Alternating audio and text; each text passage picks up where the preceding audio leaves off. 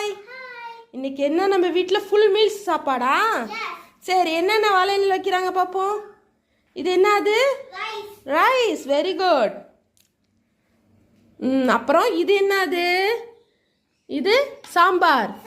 இது என்ன குழம்பு? அது என்னது? ரசம். அது வாழைக்காய்.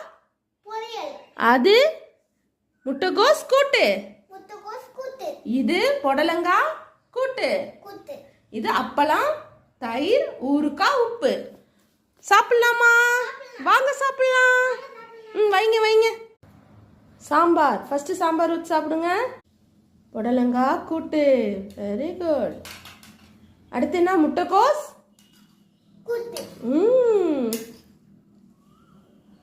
அடுத்து வாழைக்காய் பொரியல்.